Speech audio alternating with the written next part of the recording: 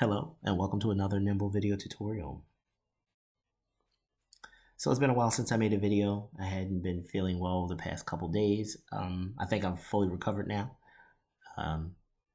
So I just wanted to get back into it and show you what I've got.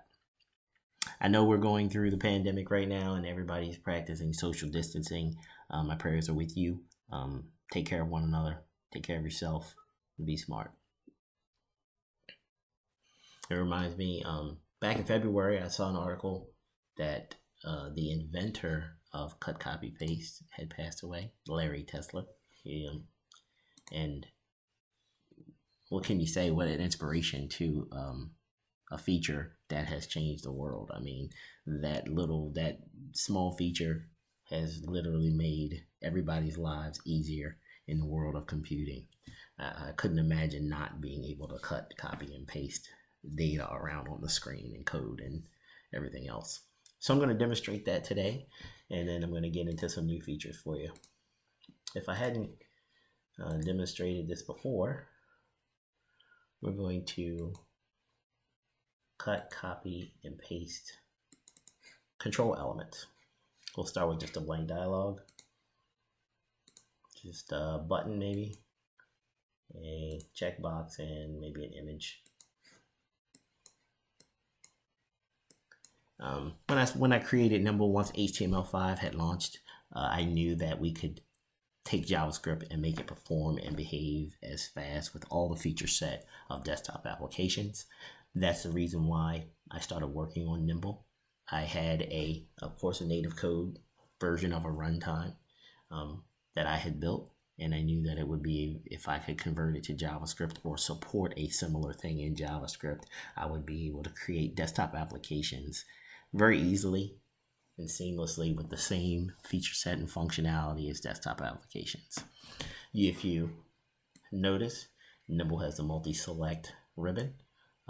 It is very responsive and fast in how it's able to manipulate the DOM, as you can see. You can grab multiple items, Control X to copy them out or cut them out, Control V to paste them back. You can Control C to copy this button, and Control V to paste it back. Once it's pasted back, it gives you an option to create a control array. If you don't create a control array, this is button 2. And the original button is button 1. If I make a copy of this button 1 and then paste it back, and then yes, create a control array. This is in button 1 index 0, and this becomes button 1 index 1. Just wanted to give you a quick look at cut, copy, paste when it has to do with DOM elements using Nimble. I wanted the feature to behave identical and be just as reliable as desktop applications. Like everything with Nimble, I wanted to achieve the same reliability as desktop applications.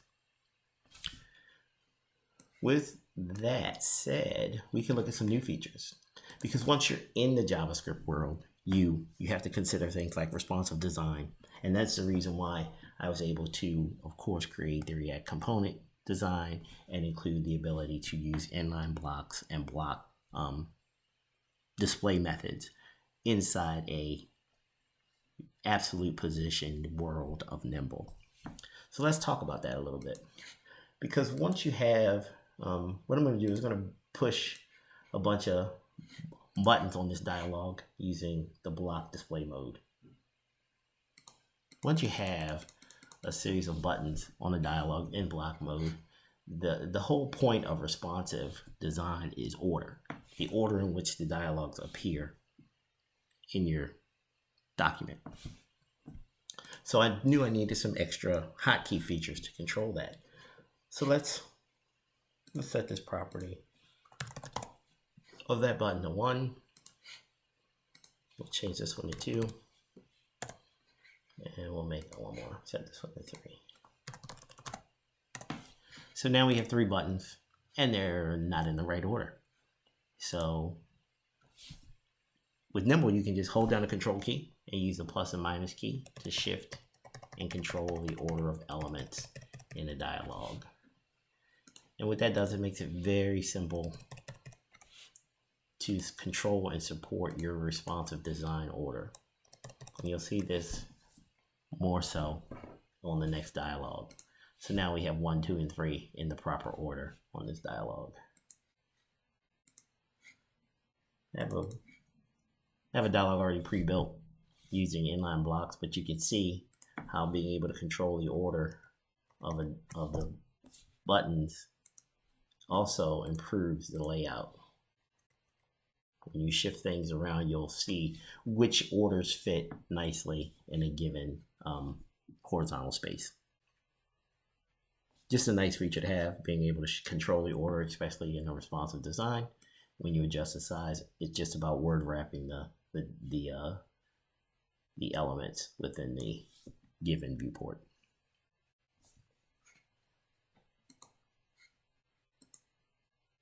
In this latest build that I'm showing you today, I've also disabled the old version 4.0 widgets. Version 4.0 widgets were created by doing a build process, a full application build process, and allowing Nimble runtime to inject the widget at runtime into your application. With the fact that Nimble version 5 is using full JavaScript, I can actually allow the widgets to be built at the time you're in design mode. And that's where the use of the frame component or div and embedding new elements in that div came into play. So I've disabled the old widget button, and I'm going to build you and show you how we can add and create real widgets in version 5.0. I have none created so far. So we just start with a frame like always. And I'm just going to build, of course, our classic field property element. Once we have the frame selected, you can select embed target, and we're also going to select the block display mode right away. We're going to add the label. We're going to add the text box, and we're going to add a button. Now we have all three controls inside of our frame. We will adjust the size of this button just slightly, and then we're going to name it. But before we name it, let's work on justifications. Press Ctrl J, set a slight padding just to give us a little real estate. And now, once you have your component and all its pieces, you want to make sure you give each element in the component a proper name. So that's a caption, that's the value, and we'll call this button submit. And you want your naming to be generic as possible, because the names of these child controls become like methods of the entire widget. This widget is going to be called field. Now the cool part about this widget, this is like a Scratchpad dialog. I call it a Scratchpad because it allows you to build things, but you don't use this version of the widget. From within this dialog, once you say create as save as a widget, which I might change to create as a widget, it's going to kind of build a relative version of the widget. And what I mean by relative version, it means it's going to recreate this widget into the .web data format so that it can be added dynamically on any other dialog, and of course understand where it is in the space of Nimble. It'll be relative to the dialog that it's inserted. But what about adding events? We can double click on this dialog. Oh, and I think I already have one. Let's delete this stuff. And we're going to add a submit event. Now in order to add a submit event, we want to grab the ID. We want to check it, make sure it's safe to use.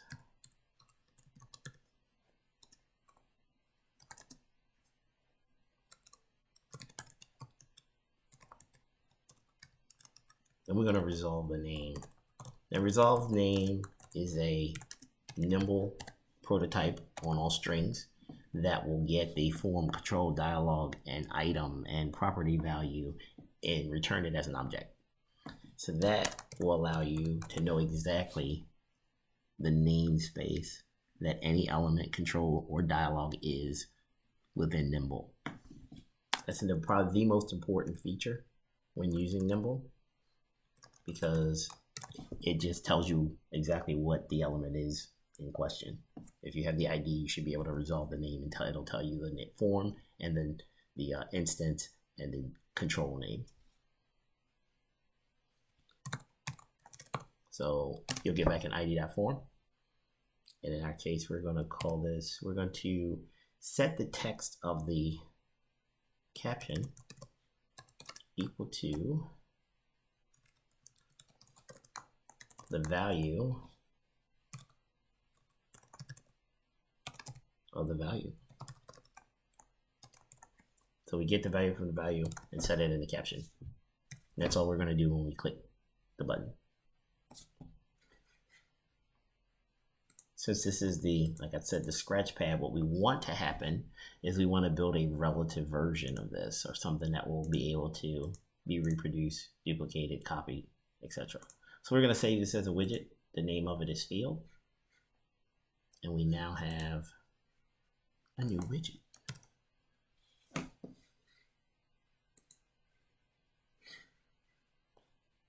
So let's close this dialog